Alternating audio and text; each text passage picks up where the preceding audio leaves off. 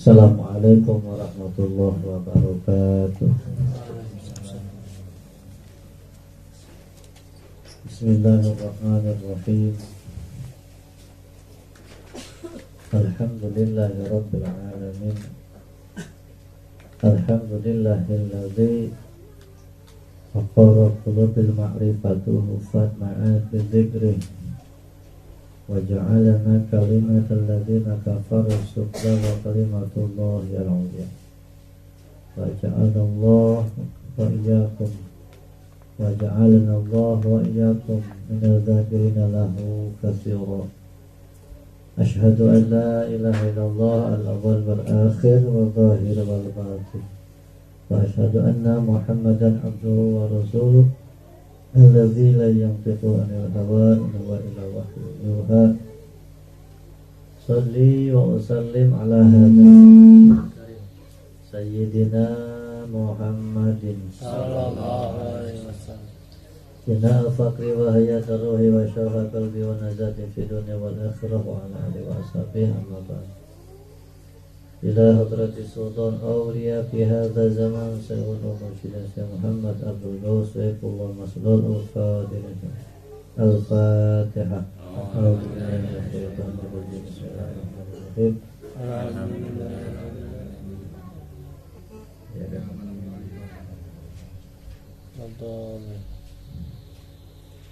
Al-Mukarramin wal Mukarramin jami' ahli silsilah Thariqah Qadiriyah Masyariyah pada pesantren Suryalaya, wabil khusus Syekhuna wa Mursyidina sahabat Syekh Muhammad Abdul Ghaus Saifullah Maslul Al-Mukarramin wal Mukarramin, para kesepuhan khataman, manaqib, pengurus madrasah dan ikhwan akhwat sekalian, khusus kepada Sahibul Bait, Sahibul Al-Bukah, keluarga besar Bapak Muhammad Andre, juga berkhusus kepada yang terhormat pembawa acara, para saudara yang telah memberikan kesempatan untuk bisa berkhidmat melalui kesempatan hari ini. Semoga semuanya sama-sama untuk berupaya menjadi pelaku, pengamal dan pelestari ajaran Thariqah Qadiriyah Masyariyah Pondok Pesantren Suryalaya, ajaran yang sudah menjadi amalan. Semoga semuanya diberkahi Allah Subhanahu wa ta'ala. Amin. Ya Allah ya Rabbal alamin. Sebelumnya saya mohon maaf karena baru mengakhir kali ini setelah mendapatkan fatwa dari bangsa Abah dulu ketika masih ada mengakhir di wilayah Cimahi. Sejak saat itulah saya berupaya untuk mengikuti bangsa Abah dalam segala hal, artinya tidak pernah kita menakib terdahului oleh orang lain, itu berupaya untuk ke sana. Hanya memang kali ini rencana tinggal rencana, tetapi Allah mentakdirkan lain. Artinya saya ingin menunaikan janji sebagaimana yang sudah saya janjikan kepada rombongan ketika di perjalanan mengakhiri di Kubah Emas, dan ingin juga menyenangkan hati orang lain. Artinya karena saya sudah berjanji untuk kalau ada saya butuh setengah losin, dan ketika saya datang ke situ orangnya ada, memang Pak ini sudah ada barangnya, sudah digarap. Ternyata ketika digarap boleh dikatakan hakikatnya memang Allah yang mengatur.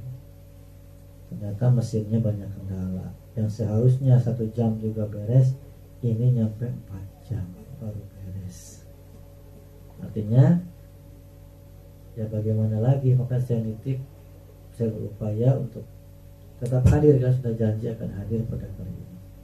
Sholat maghrib di KUA Cimahi Selatan, masjid besar, Dan Masya Allah ketika beres maulid amaliyah, setelah beres khataman amaliyah beres sholat sunat, berangkat ke sini macet luar biasa. Aduh, saya bilang, ini apa hikmahnya? Saya bilang, oh mungkin inilah balasan dari Allah. Artinya ketika kita senang mengulur-ngulur waktu ibadah. Saya ingat kemarin tuh, ini sudah jam segini masih di jalan tuh macet.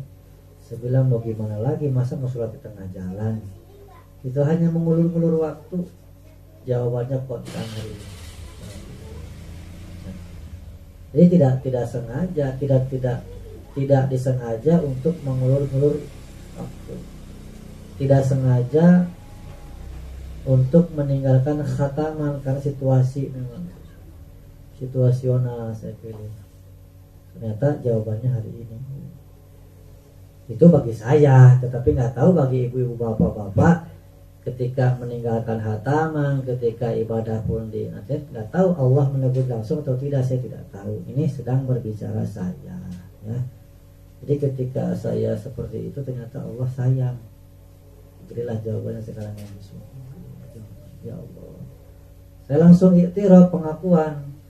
Ya Allah, memang saya mengakui kemarin khataman maghrib lewat, artinya tidak bisa dilaksanakan karena situasional.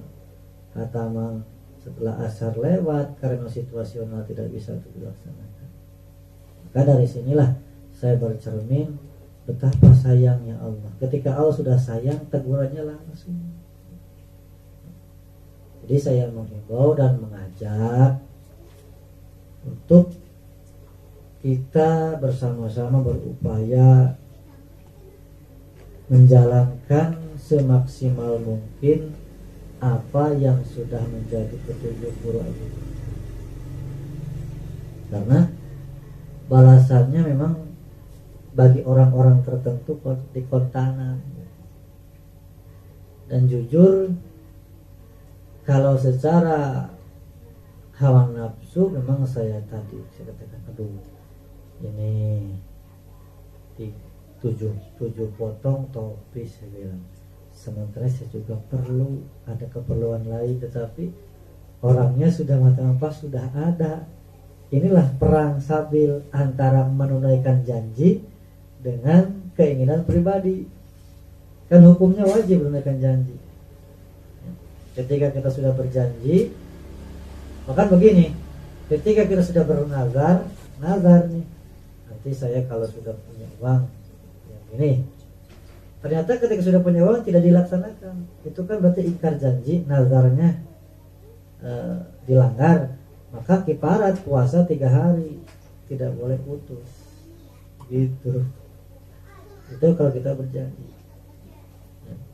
Maka alhamdulillah saya sudah tidak punya janji kepada sebagian ikhwan yang memperjuangkan waktu ke Kubang Emas. Saya sudah lunas ya janjinya ya, karena bukan maksud mengulur-ngulur, tapi memang ketika saya ke situ cuma ada 2 potong 3 potong. Pas saya pesan, saya bilang sok dibayar sama saya bilang bukan bohong, saya bayar setengah losing lagi saya butuh ya.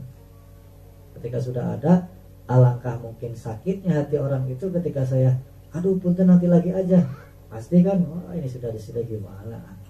Jadi saya dalam rangka menjaga kehormatan guru, walaupun orang lain tidak tahu, makanya Pak ini apa Pak? Ormas bukan, saya bilang.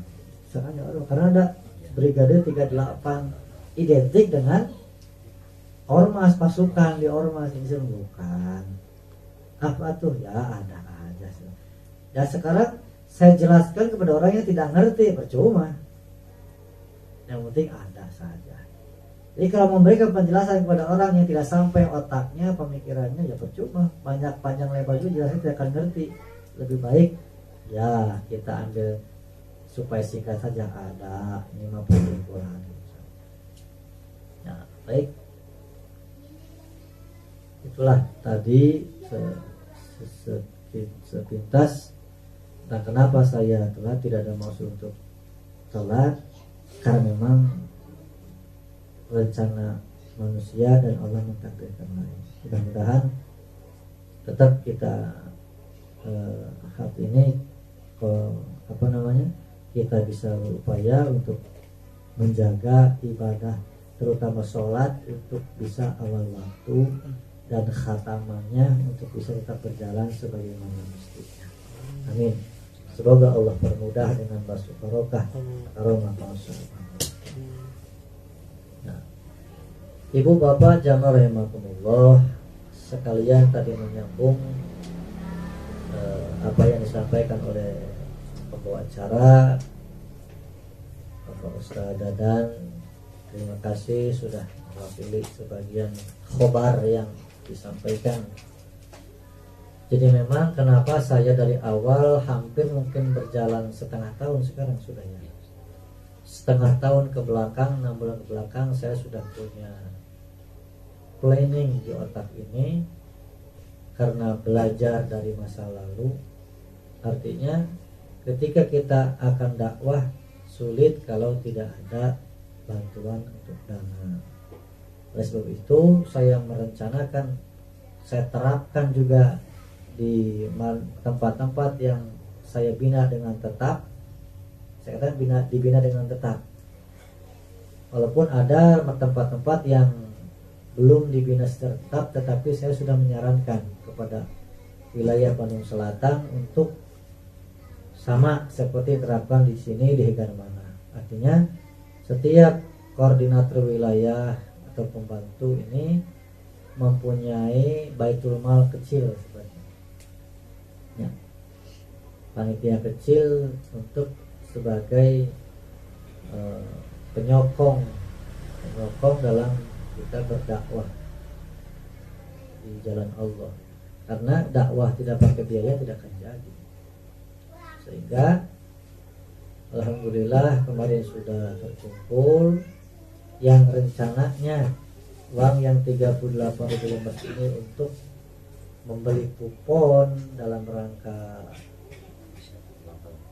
110 ulang tahun Suryalaya itu ternyata miskomunikasi. Sebenarnya tidak kepada semua orang yang kupon itu, jadi kepada orang yang menerima kupon saja yang dipertegas untuk membeli kupon karena berupa kupon itunya. Maka untuk dengan tidak mengurangi keutamaan, ternyata benar sirna rasa pun sedang, kalau boleh saya katakan, dalam masalah dana sangat mengkhawatirkan. Kenapa sangat mengkhawatirkan? Karena memang sirna rasa sedang melakukan pembangunan dalam segala sektor, yang dalam hal ini sirna rasa tidak pernah membuat proposal mengajukan untuk meminta. Tetapi kita dalam hal ini dididik untuk menjadi orang yang kepedulian sosialnya terbangun dengan tidak usah diminta. Artinya kita didik dewasa dalam hal ibadah. Dan sebenarnya hal ini saya ingin ngomong sebenarnya ketika melihat Baitul Jadi kok sepi terus gitu. Ternyata kemarin ada pertemuan yang membahas bahasa ini ya sudah terwakili. Belajar dari pengalaman masa lalu ketika saya aktif di kepengurusan wilayah Yayasan Serba Bakti dan melakukan survei. Ternyata Baitul Mal Suryalaya itu dulu setahun tidak mencapai 75%, tidak. Bahkan kalah dengan Baitul Mal Darut Tauhid. Yang Darut Tauhid baru terbentuk tahun 90-an, dibangun, sementara Suryalaya tahun 1905.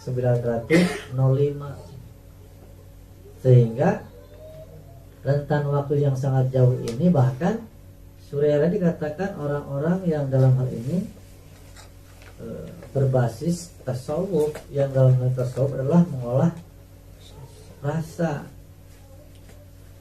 Sangat ironis ketika melihat saya menanyakan bahwa di Baitul Malnya hanya mencapai 1 tahun kurang lebih 60 jutaan. Sementara Darut Tauhid sudah mampu mencapai hampir 100 juta setahun. Sangat jauh. Apa yang salah? Ternyata kesadaran dalam berinfak yang belum terbangun. Itu saja sebenarnya. Ada kesadaran, belum ada kesadaran. Maka kenapa saya di Hegaman diterapkan adanya kas, adanya di sini juga sama, dibangun Baitul Mal kecil-kecilan, tujuannya untuk menyembuhkan penyakit koret. Tahu koret? Dalam tadi bangun kia orang sulit. Kapan mau belajar sedekah berinfak kapan? Kalau ada sarana seperti ini, seolah-olah ditekankan untuk wajib kita bersedekah dalam sebulan sekali. Maka dalam rangka mendukung program Sarasa itu kita mendapatkan sedikit sebenarnya Sarasa juga kan masih kemarin di penggodogan, tadinya minimal jangan 1.000 atau 2.000 tadinya gitu.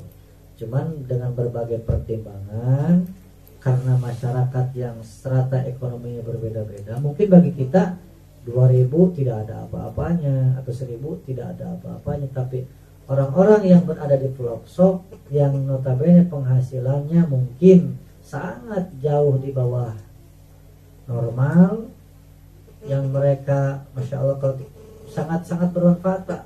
Ada acara di Trans 7 yang acaranya adalah menggapai asa. Itu sebagai bahan media kita bertafakur. Ternyata masih banyak orang-orang di luar sana yang mereka untuk mendapatkan 5.000 rupiah saja untuk berupaya bekerja setengah mati dari pagi sampai siang hari hanya untuk mendapatkan 5.000 rupiah. Masih banyak yang seperti itu. Jadi orang pinggiran, acara orang pinggiran dan menyatukan asa, bagus itu untuk bahan kita bertafakur sebenarnya. Artinya kita yang sudah punya penghasilan ini alangkah sangat dikatakan orang yang dikatakan tidak bersyukur mungkin ketika kita sudah penghasilan tetap yang di atas rata-rata. Ya saya katakan di atas rata-rata karena bagi kita untuk mendapatkan 10-20 ribu saja sehari sudah mampu. Artinya ketika dibandingkan dengan mereka di luar sana, mereka berbahasa hanya mendapatkan 5.000 rupiah. Masya Allah. Jadi inilah sarana pendidikan agar kita dididik untuk menjadi orang yang dermawan. Karena kalau dilihat ayat Al-Quran, bisa dicek nanti, setiap ada perintah sholat pasti berdampingan dengan perintah zakat. Pasti itu. Kenapa? Karena tidaklah baik sholat seseorang kalau belum melahirkan ibadah sosial. Sholat kan ibadah vertikal, sementara zakat ibadah sosial. Artinya zakat di sini bukan hanya sebatas zakat fitrah, bukan. Itu zakat wajib yang sifatnya tahunan. Ada zakat yang sunnah. Bahkan kita sebagai para pengamal zikir tarekat, jangan hanya masuk kepada sakho, tetapi berusaha masuk kepada jud dan ifar. Sakho adalah dermawan. Orang yang dermawan itu mampu mengeluarkan perkara yang sunnah setelah yang wajib. Penghasilan 2 juta misal, wajibnya 2,5%. 2,5% dari 2 juta berapa? 50.000. Kalau kita mengeluarkan yang dari 2 juta hanya 50.000, belum dikatakan dermawan, belum. Itu baru wajib. orang yang dermawan itu adalah setelah mampu mengeluarkan kelebihan dari yang wajib. Gitu. Apalagi ketika Anda mampu meningkatkan kepada minimal jud, murah tangan, murah hati, jud, jim, wawu, dal, jud, murah hati. Itu sudah beda lagi. Orang jud ini artinya tidak terbatas kepada persentase yang wajib. Hitungannya sudah beda. Kalkulator akhirat ini. Ada dan kalkulator akhirat ya. Berpikirlah beginilah. Saya mendapatkan inspirasi di alam sana dengan bahasa begini. Bahasanya bahasa Jawa. Kalau toh kalau kita konen mari Kanjeng Sunan pengen iwake gede kok umpane cilik kepripun. Ngerti Mas Imah? Ngerti ya? Bang Jawa ngerti. Pengen iwake gede kok umpane cilik kepiye to? Kepiye to le? Apa maksudnya? Begini. Le. Kalau mau nasional mah jang. Hayang lauk gede tapi umpana le. Kumaha? Le. Pengen iwake gede kok umpane cilik. Kepiye to? Hayang lauk nu gede tapi umpana leutik. Rek kumaha? Rek kumaha lauk gede? Ari rezeki hayang gede tapi mung dibedol. Ari sedekah teh ngundang rezeki. Gitu. Jadi jangan berpikir yang suudzon yang gimana-gimana. Bukan berarti saya ingin diberi, tidak. Kalau saya selalu ingin beri, ngapain saya juga belajar sedekah. Jadi saya juga sedang mengaplikasikan hal sama. Kalau dihitung topik 600.000 ya ada. Sedekah belajar sedekah 600.000. Tinggal ngitung 50 kali sama sih. 500.000. Sedang belajar di sana. Saya juga bukan berarti sedang pamer, tidak, saya sedang belajar untuk menerapkan hasil zikir itu ya ke sana. Artinya adanya keseimbangan ibadah vertikal, ibadah sosial ke sana, ya. Jadi belum dikatakan seorang yang dermawan ketika baru mengeluarkan yang wajib saja. Maka ketika jud meningkat, dermawan setelah. Kalau jud ini persentasenya lebih dari 5%. Lebih dari 5%. Bahkan mungkin 10% dikatakan jud.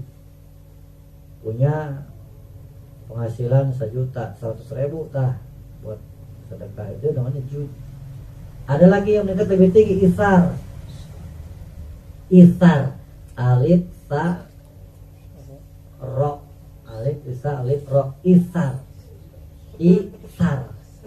Kalau isar mah luar biasa, Pak. Saya juga belum mampu kayaknya.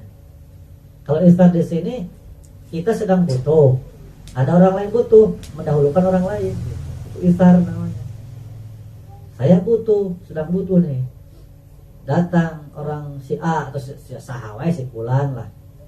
Datang, Mang Lukman, saya sedang ada keperluan nih, gimana dilihat kepentingannya sangat urgent, sementara saya juga butuh. Ketika saya mendahulukan orang lain dan kebutuhan saya yang ditunda, berarti saya sudah termasuk isar. Atau ibu bapak ketika berlaku seperti itu sama masuk ke dalam isar, tingkat yang tertinggi. Jadi isar, jud, dermawan. Setelah dermawan di bawah dermawan bakhil, koret. Jadi koret heula, geus koret dididik jadi dermawan, terus dermawan jadi jud, terus jadi jud jadi isar, naik gitu. Seperti Abu Bakar, tidak akan ada yang mengalahkan sedekah Abu Bakar, tidak akan ada. Karena Abu Bakar sedekah itu ketika dapat 10, 9 beliau sedekah, 10 buat diri dan keluarga. Apa kita sudah mampu? Lupa kita bisain hal itu. Abu Bakar sudah luar biasa, makanya tidak akan ada yang mengalahkan sedekah Abu Bakar, tidak akan ada. Bahkan dikatakan keimanan jin dan manusia yang ada di kolong langit, keimanan jin dan manusia yang ada di kolong langit ketika ditimbang dengan keimanan Abu Bakar masih berat keimanan Abu Bakar. Masya Allah Pak, luar biasa kemuliaan seorang Abu Bakar As-Siddiq. Keimanan saja ketika ditimbang lebih berat. Keimanan orang sakolong langit, jin sakolong langit yang beriman, diiman dengan iman Abu Bakar masih berat iman Abu Bakar. Salah satunya buktinya masalah kedermawanan beliau yang di atas rata-rata, tidak akan ada yang bisa menyaingi tentang kedermawanan beliau. Nah, baik. Nah, jadi yang tadinya ditetapkan, saya menetapkan 25.000 wajibnya bagi para pemangku manaqib, sekarang ditingkatkan. Itu batas minimal Pak, minimal 25. Sekarang ditingkatkan minimal 30.000. Artinya ngitung sehari 1.000, sebulan 30.000. Jadi dengan 30.000 ini kita sudah berpartisipasi minimal. Tetapi kalau saya mulai bulan kemarin tadinya 30 bulan kemarin saya ada ilham tanda cinta tuh. Jadi tanda cinta saya 38.000 per bulan, 3 bulan.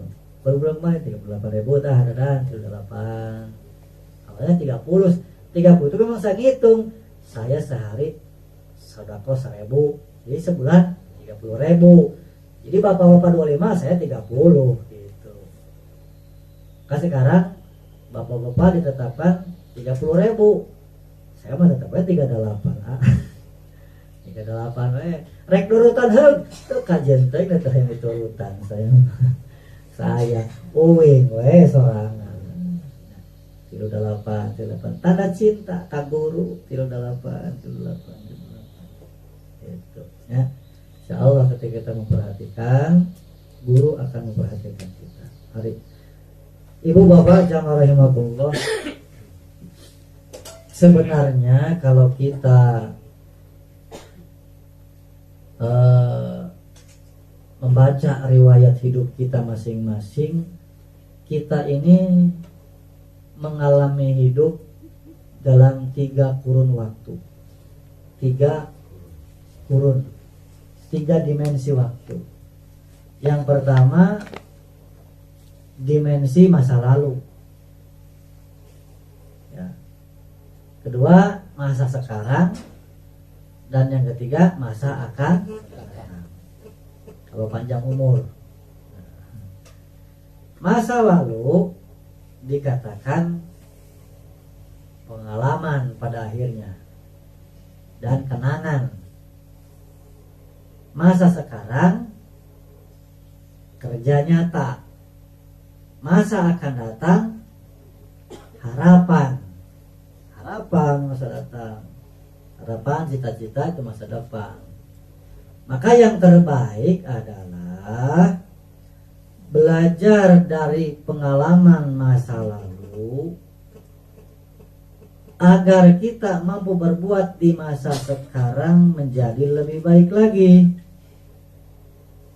guna menyongsong hari esok yang lebih elok, menyongsong masa depan yang lebih gemilang. Maka jika tidak sampai kepada hari esok dan hari depan, artinya hari ini kita sudah berbuat yang terbaik. Paham Bu? Jadikan hari ini berkualitas. Jadikan hari ini hari yang terbaik bagi kita. Jadi kalaupun kita tidak sampai hari esok, kita sudah berbuat yang terbaik hari ini. Jadi jangan berbuat baik itu nanti, sekarang saja. Nanti itu belum tentu sampai. Masa lalu sudah lewat. Artinya dari masa lalu kita belajar, bercermin. Jangan sampai begini. Dari hari ke hari tidak ada perubahan. Itu yang dikatakan konyol. Bahkan Rasul jelas-jelas dikatakan bahwa nukson fal mautu khairul lahu. Barang siapa yang senantiasa berkurang, mati adalah lebih baik untuk orang itu. Jadi hadisnya panjang. Barang siapa yang 2 harinya sama, maka dia dikatakan orang rugi. 2 harinya sama, rugi. Tetapi barang siapa yang hari ini lebih jelek dari hari kemarin, maka dia dikatakan konyol. Konyol. Hari kemarin lebih jelek hari ini, konyol namanya. Maka barang siapa orang yang tidak bertambah kebaikannya hari ini, berarti terus berkurang kebaikannya. Kenapa? Begini rumusnya. Hari ini kita tidak bisa berbuat baik. Artinya salahnya tidak tertutupi. Maka untuk menutupi kesalahan hari ini, mengambil amalan masa lalu, mengambil amalan maka hari kemarin, untuk menutupi hari ini. Amalan yang sudah kumpulkan dari hari kemarin terus berkurang karena hari ini tidak bisa berbuat baik. Artinya barang siapa orang yang tidak bertambah kebaikannya, pasti berkurang kebaikannya. Maka barang siapa orang yang terus berkurang kebaikannya, sabda Nabi, fal mautu khairul lahu, maka bagi orang semacam ini mati adalah lebih baik. Karena apa? Tidak menambah panjang hisaban di hadapan Allah. Ini hadis sebenarnya sangat cambuk bagi kita, Pak. Cambuk bagi kita agar kita senantiasa menjaga hari ini menjadi yang terbaik bagi kita. Kalaupun nanti sampai hari esok, alhamdulillah, karena yang namanya hari esok itu akan menuai panen hari ini. Begitu, ada rumus itu, Mas. Jadi jangan dulu berpikir esok, tetapi berpikir hari ini. Karena yang namanya esok itu buah dari hari ini. Gitu. Nah, saya yakin ketika kita hari ini yang terbaik, esok pun akan menjadi baik. Gitu. Yakin ke sana. Kan Quran itu mah. Kalau tidak yakin hal itu, berarti tidak yakin kepada Al-Quran. Orang yang tidak yakin kepada Al-Quran, hukumnya kufur hukumnya. Ayatnya sudah jelas. Bahwa ya'mal mithqala dzarratin khairan yarah wa may ya'mal mithqala dzarratin syarran yarah. Menanam yang baik walaupun hanya sebesar biji sawi pasti akan menuai hasil. Kapan menanam? Sekarang menanam. Hasilnya esok nanti. Gitu. Menanam jelek hasilnya nanti. Maka hari ini mudah-mudahan merubah mindset kita masing-masing dan termasuk saya pribadi nih. Artinya berupaya belajar dari masa lalu untuk berbuat nyata hari ini agar menjadi lebih baik lagi, guna menyongsong hari depan yang lebih gemilang, hari esok yang lebih elok. Siap, Bu? Siap tuh siap, kudu siap kudu diprogramkeun kieu mah. Da areke program hirup ya mah. Ari KB diprogram, hirup teu diprogram kumaha ieu teh. Program hirup ieu teh ngaranna. Orang kalau tidak diprogram hidupnya kacau hidupnya. Sakarep-karep. Nah, maka mari kita bermuhasabah. Mengevaluasi diri, apakah kita hari ini ketika sudah belajar zikir, ibadah kita sama dengan sebelum belajar zikir atau bahkan lebih rusak. Mari kita evaluasi. Saya tidak akan menuding siapa-siapa. Tanyalah pribadi masing-masing. Apakah sekarang sudah belajar zikir, sholat masih akhir waktu? Oh, ditanya sendiri sorangan teh itu ulah ulama tak tujuan dikirna peureum teh sangkan orang wawuh kan diri orang, wawuh kenal kepada diri orang. Tanya, mana teh geus salat awal waktu can ayeuna geus diajar dikir. Ceuk uing teh keur diajar. Keur diajarnya syukur keur diajar mah. Kulasa teh man, mana teh geus diajar dikir ayeuna salat masih kena akhir waktu. Sih. Kunaon? Teu bae da. Salat uing atuh. Masih rewel teuing. Gelok keneh si Mang Lukman ngomong kitu teh. Nu kitu teh gelok kene. Jadi setelah kita belajar zikir, berupayalah kita berjuang bermujahadah. Mudah-mudahan zikir yang kita amalkan menjadi berbuah. Buah dari zikir adalah peningkatan ibadah, peningkatan akhlak. Kita buah dari zikir. Ada saya memang diajar kita yang beunghar. Saya kemarin membahas waktu kuliah subuh, bahkan Abah menimpa. Zikir kita bukan untuk mencari kekayaan, tetapi bukan berarti tidak boleh kaya. Hanya orang gila yang tidak mau kaya. Tapi zikirnya jangan dipakai tujuan untuk mencari kekayaan. Kaya silahkan, tapi zikirnya jangan dipakai itu. Kita mah Abah langsung ngerespon. Sholat duha itu bukan untuk mencari kekayaan, bukan untuk mencari kekayaan, tetapi bukan tidak boleh kaya dan tidak boleh mencari kekayaan di sholat duha, tidak akan ada. Sholat duha itu adalah salah satu keutamaannya, tidak akan dipersulit urusan rezeki, tapi jangan niat mencari kekayaan, mencari rezeki di sholat duha. Sama, saya juga mengatakan begitu. Belajar zikir itu bukan untuk mencari kaya, tetapi tidak ada larangan kalau saudara ingin kaya. Dan jangan mencari kekayaan di dalam zikir, tidak akan ada. Maka saya di mana waktu ngomong, kita luruskan mindsetnya. Zikir kita tujuan adalah untuk mengenal, untuk sampai usul kepada ilahi anta. Tujuannya ke sana. Karena apa? Ketika kita tujuannya hanya kepada Allah, ketika Allah ridha, ketika Allah memang pantas kita layak untuk diberi, Allah beri nanti. Bahkan saya yakin terhadap sabda Guru Agung Pangsa Abah menyampaikan, ari dikir teh keur meraih cintanya. Jadi ari dikir ke Allah teh untuk menggapai cintanya.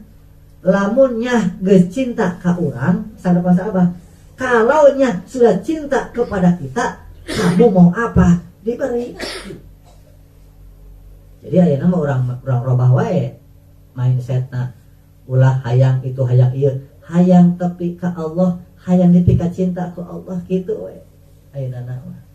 Ya. Oke, Allah geus cinta mah dibere. Hayang naon dibere? Teu kudu ngomong geus dibere, Allah leuwih nyaho. Ya. Gitu. Jadi dikir urang mah lain neangan kekayaan, tetapi lain teu menang kaya. Dan jangan mencari kekayaan dalam zikir, tidak akan ada. Ya. Kita mendekati yang maha kaya dengan alat zikrullah, dengan harapan wasilah zikir yang diberikan oleh Guru Agung kita ini layak oleh Allah dinilai baik, sehingga ketika kita dianggap baik, ketika kita sudah dianggap orang-orang yang layak untuk diberi, nanti Allah beri. Gitu. Nah, sekarang kaitannya dengan tasyakur binikmat 4 bulan. Mustahil ingin anak soleh kalau kedua orang tuanya tidak soleh. Hesek teteh. Ini bukan main-main Pak. Saya dari awal ketika di dago pojok, anak saya baru usia 1 tahun, saya gendong. Abah, doa nabah yang jatuh orang kali soleh. Eta mah abang ngajawab, kumaha ini bapakna eta mah. Bapakna soleh. Ini bapakna soleh budak mah. Jadi ternyata anak itu adalah cerminan indung bapak. Anak teh bantangor mah heuh indung bapana salah urang bantangor eta teh. Tidak usah menyalahkan orang lain, tidak usah. Budak teh rese wae darah teh ngangkrang we. Meureun urang sok ngangkrang we ka salaki. Atau orang di bejaan ku pemajikan teh sok teu narima wae, bisa jadi. Neng Niha nurut, indung bapana saroleh kitu we. Naomi soleh, indung bapana saroleh gitu. Jadi sekarang mah setelah belajar tarekat semakin tergali betul. Ternyata semuanya ada dalam diri kita. Jawabannya ternyata ada dalam diri kita masing-masing.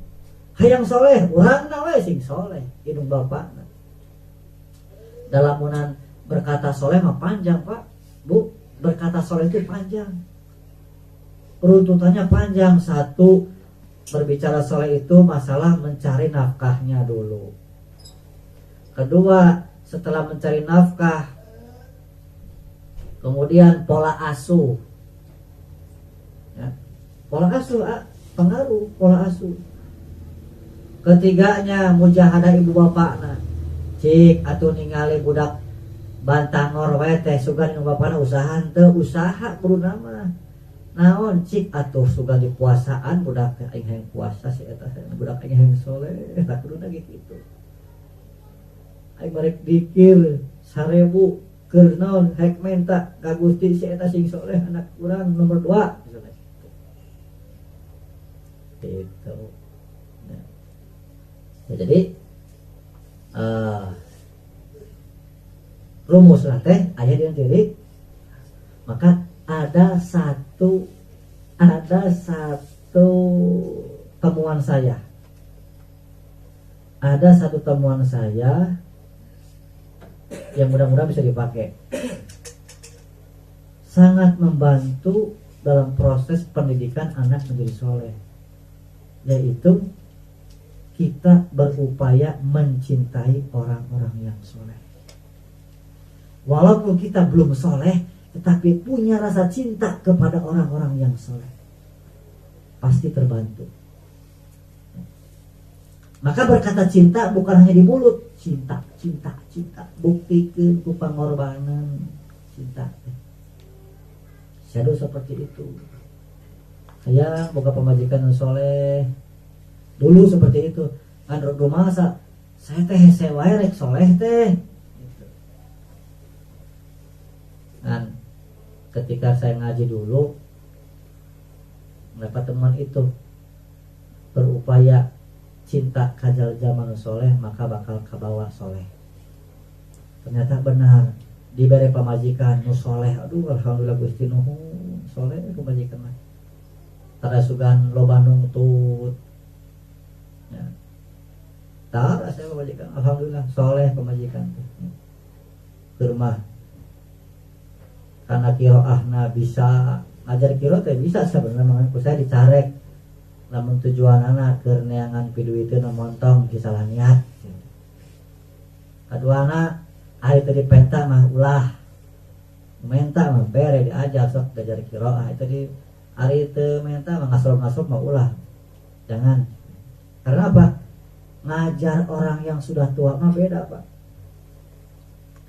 Diajar pun lebih ngora dan ngasih lagi kolot teh ya dielingan belik nu kolot mah belik dielingan teh bu salah cara baca itu belik langsung dah menurut kieu atau kieu mah bisa terus teh geus daripada loba madaratna ya menghindari kemadaratan yang lebih besar masih lebih baik daripada mengambil kemanfaatan yang sedikit. Datang ke sini manfaatnya sedikit tetapi madaratnya gede ulah datang ke sini manfaatnya gede madaratnya pun ada tapi sedikit datang. Seperti ngaji ke ahli fikih manfaatnya ayah Tetapi lamun ahli fikih ngaku goreng kepada ahli tarekat madaratna gede. Kenapa gede madaratna? Ari penyakit hati mah nepa. Maka saya menyarankan kalau mu'alim fikih di sini mengajarkan fikih, ada pengajar-pengajar fikih, selama mu'alimnya tidak menjelek-jelekan kaum sufi, tidak menjelek-jelekan ahli tarekat, tidak menjelek-jelekan amalan tarekat, silakan Anda datangi, silakan Anda berguru. Tetapi kalau ada pengajian majelis taklim yang mu'alimnya menjelek-jelekan ahli tarekat, menjelek-jelekan amalan tarekat, tong datang. Kenapa? Hukum belajar tarekat wajib. Karena tidak ada manusia yang bersih, yang terlepas dari cacat-cacat ruhani. Sementara kalau tidak belajar ilmu tarekat, cacat-cacat ruhani ini tidak akan bisa sembuh. Sementara digoreng, dijelek-jelekan, artinya dia menghalang-halangi kita untuk sembuh dari penyakit batin. Tinggalkan gitu. Karena apa? Karena nilai setitik rusak susu sebelah. Hanya karena mu'alim lalu gering, maka jamaahnya kabawa gering. Gitu. Pak Joko. Maka saya sok lamun mu'alimna soleh, tarang aku gorengkan amalan batur, apalagi menjelek-jelekan kaum tarekat, sok datangan. Tetapi lamun aku goreng, ngarecehkeun, ngarendahkeun, montong datang gede madaratna, saya teh gitu. Tasa karek nurut heuk teu kajut. Masih ngabejaan. Ya. Bukan anti bergaul, Pak. Tidak, saya tidak anti bergaul. Bergaul dengan siapa saja, tetapi tentunya harus bermanfaat kalau bergaul itu. Jangan sampai mendatangkan banyak madarat. Makanya ada peribahasa Arab, orang itu bagaimana temannya. Lamun sok sering gaul jeung tukang minyak sengit walaupun tidak beli, kaseungitan.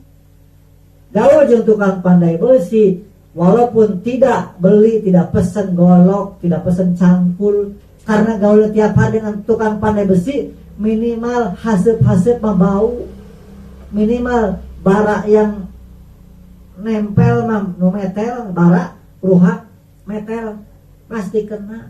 Sama seperti kita, kalau sering bergaul dengan orang-orang fazil, tahu fazil?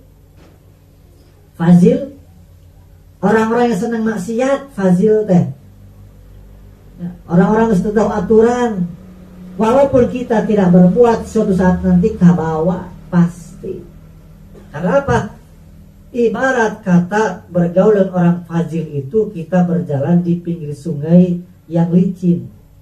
Walaupun kita hati-hati, suatu saat ketika kita lengah, terpeleset kejembur ke dalam sungai itu. Itulah bergaul dengan orang-orang fazil. Orang-orang ahli maksiat, ahli dosa, fazil. Maka saya sarankan bergaulah, pilih-pilih teman itu yang selektif. Ya. Bukan artinya bergaul dengan orang anti dengan orang tidak, tetapi pembahasannya sudah jelas. Akur jeung batur-batur, tapi ulah campur. Kenal harus dengan siapapun, tetapi kalau untuk terus-terusan babarengan dengan orang-orang fazil, ya saya pikir-pikir berapa kali lah. Ya. Kurma orang tengges ngedul. Sudahlah kita itu malas. Teman gaul kita orang-orang malas. Alah beuki we katambahan males. Ya. Contoh, kita dikir sangat malas nih, dikir teh. Teman gaul lah orang-orang utarak teh jeung dikir. Atuh beuki we gayung bersambut keur mah urang teh ngedul boga batur nu ngedul atuh 11-12 ngeklop pisan CS pisan. Sama seperti beginilah orang yang hobi merokok itu sangat akrab dengan orang yang hobi. Lamun kumpul datang tepung, wah akur, yo bareng batang ayo maksudnya. Ada perasaan merasa terganggu ketika satu sama-sama merokok semuanya, ada perasaan terganggu? Tidak. Tetapi kita yang bukan perokok, ketika gaul dengan orang yang merokok, ketika orang yang itu merokok, kita merasa merasa terganggu, aduh, ngabsen, betul. Sama ketika kita malas, gaul jeung orang malas, asa teu dosa eta teh. Asa teu dorakan teu. Asa bebas tina. Tetapi kalau kita gaul dengan orang yang rajin, contoh orang-orang terpilih, ya bangsa abah lah. Kita datang ke sana, walaupun kita ngedul, pasti termotivasi, ingin ikut. Kesalon, aing era jauh-jauh kudu ngadon molor di dieu mah.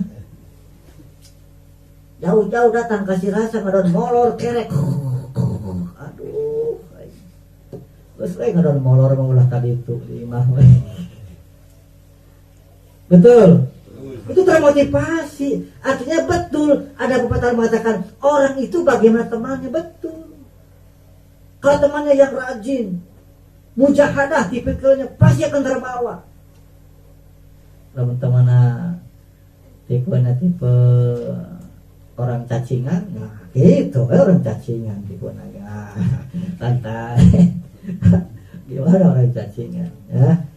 Jadi saya hari ini mudah-mudahan merubah mindset kita. Jadi jangan berpikir untung rugi ketika kita berjuang di jalan Allah. Jangan berpikir untung. Jadi kalkulator matematikanya disimpan dulu. Ya, kita pakai kalkulator akhirat. Namun berjuang di jalan Allah. Karena tidak akan ada pernah kerugian berjuang di jalan Allah. Nah, kembali berbicara takwa tadi Pak Andre, berbicara soleh, selektif makanan teh ya. Karena yang kita makan, yang kita minum akan menjadi darah dan menjadi daging. Ya. Kalau sesuatu yang menjadi darah, yang menjadi daging, yang asalnya dari barang subhat saja, subhat bukan haram, subhat, eta teh akan membuat sulit untuk ibadah. Apalagi barang haram meninggalkan karena ibadah, bukan sulit meninggalkan ibadah. Eta teh banyak makanan haram yang masuk ke dalam diri kita. Catat eta. Ya. Ada yang curhat ke saya, tidak saya sebut ya, namanya etika. Hidup hampa melihat sang suami sekarang sudah sholat pun ditinggalkan, lebih mengedepankan makan dan tidur dan kerja, sholat mangges kemana? Saya mesti bagaimana? Cek saya dijawab saya. Tidak sepanjang-panjang jawabannya saya. Orang kalau sudah hanya berpikir urusan perut dan bawa perut, tidak ada bedanya dengan binatang. Weh mana gitu kan weh ngarang. Kudu nama ayah ngaji gitu. Saya ulangi, orang yang hanya berpikir masalah perut dan di bawah perut, tidak ada bedanya dengan binatang. Itu beda. Dan Allah mengatakan demikian. Al-A'raf 179 mengatakan demikian. Diberi mata teu dipake. Diberi ceuli teu dipake ngadenge. Diberi hate teu dipake. Begitu kumaha? Al-an'am balhum adall ulaika humul ghafilun. Sarua macam binatang sok Allah teh. Sama saja dengan binatang. Bahkan balhum adall bahkan lebih rendah. Kenapa dikatakan lebih rendah? Manusia dianugerahi otak, manusia dianugerahi kolbu. Binatang tidak, binatang tidak dianugerahi otak, binatang tidak dianugerahi kolbu dan otak, tidak. Hanya insting, perasaan. Pantas kalau binatang tidak ibadah karena tidak punya otak, tidak punya kolbu. Maka kalimatnya yafqanu qulubuhu la yafqahuna fiha al menjadikan begitu. Diberi kolbu tetapi tidak dipakai sebagai mestinya fungsi dari kolbu. Binatang tidak dikasih kolbu, yang dikasihkan kolbu adalah manusia, maka sindirnya kepada manusia. Disamakan oleh Allah manusia seperti ini yang diberi hati tidak dipakai, diberi pendengaran tidak dipakai, diberi penglihatan tidak dipakai.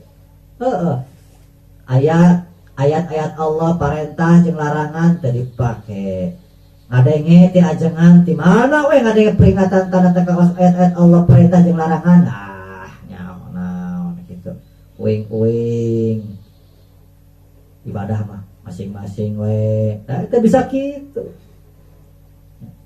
Tidak boleh begitu.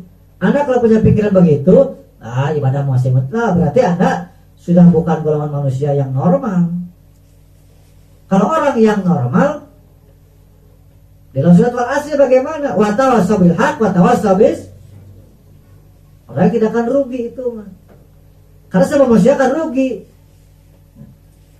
Innal insana lafi khusrin illa alladzina, kecuali orang-orang amanu yang beriman wa amilus sholihat yang berbuat amal kebaikan wa tawassaw bil haq wa tawassaw bil haq wa tawassaw yang saling mewasiatkan dalam perkara yang benar dan berwasiat dalam menetapi kesabaran. Jadi manusia-manusia rugi. Kalau boleh saya katakan bahasa ekstrimnya nganupun ngaheuringan alam dunya. Gitu teh. Jadi bagaimana tugas kita agar kita tidak termasuk orang-orang yang rugi? Tugas kita adalah mengingatkan. Apa tadi? Watawassaw bil haq watawa. Kalau sudah kita menyampaikan wasiat itu, maka kita sudah terbebas. Tetapi kalau kita tidak memberikan respon terhadap melihat hal itu, kita bisa termasuk orang dayus yang tidak akan ditanya oleh Allah. Tugas orang ayeuna ngingetan bisi budak teh ade dan tos salat minimal kitu ulah saya mah kieu arenan ka budak teh assalamualaikum kasar ditanya teh lain masalah PR heula tama pelajaran heula sok aya PR aya sok ayeuna salin bade salat heula sok salat ditanya teh kudu ditanya di biasa tos salat acan lem pulang siang tos salat acan tos di sekolah di musala tanya eta teh ngaran naon aya tanggung jawab. Pendidikan kesolehan tidak bisa dicetak langsung instan, teu bisa, harus ditanamkan dari sejak kecil, dibina tah sakade aul sakade naomi teh geus dibina kita terbawa nanti lamun ngadidik kesolehan sakade api. Aduh, moal bisa. Kecuali mukjizat karomati guru. Teu bisa ngabonsai tangkal jabul geus gede. Dibetot ku kawat. Kawat tadi buka. Ngabatri kana huntu. Ari ngabonsai sagede naomi mah seperti pohon dari kecil ditarik ku kawat. Pohon jambu batu. Lulus, daun jambu batu mah teu getah lulus. Dibetal talian tileutik gede-gede melengkung ban dibuka kawatna melengkung kieu sama ngebentuk manusia pun kalau dari kecil diarahkeun dididik kana kasolehan soleh kayak kagadena. Amin. Mudah-mudahan calon jabang bayi Bang Andre khususna umumna anak-anak kita putra putri kita dijadikan Allah dengan barokah karomah wasilah guru agung bangsa Abah Aos dengan syafaat bangsa Abah Aos dijadikan anak-anak yang soleh dan soleha. Al-Fatihah.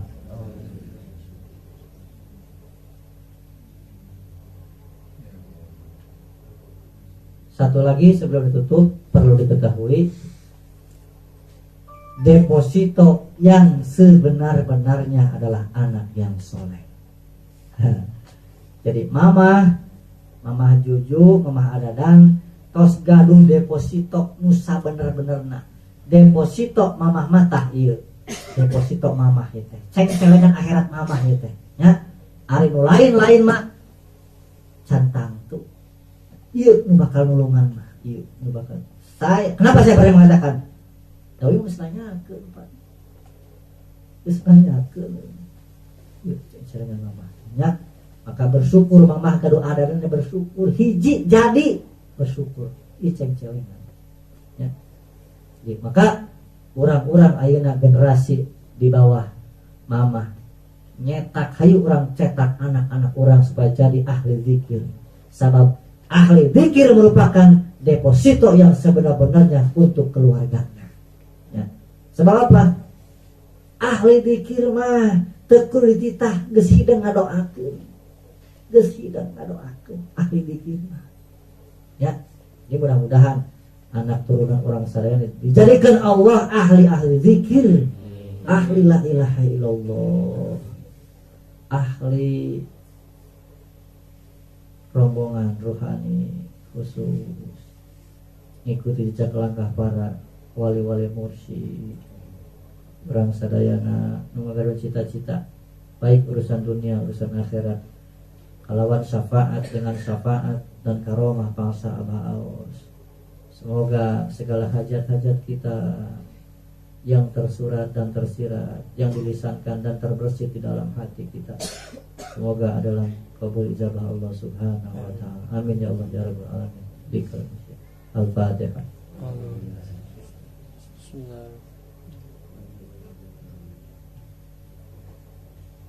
Allahumma shalli ala nabiyil hashimi Muhammadin wa ala alihi wa sallim taslima.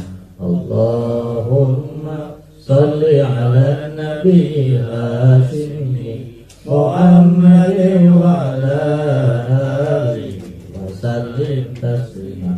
Allahumma shalli ala nabiyil hashimi Muhammadin wa ala alihi wa sallim taslima. Al-Fatihah.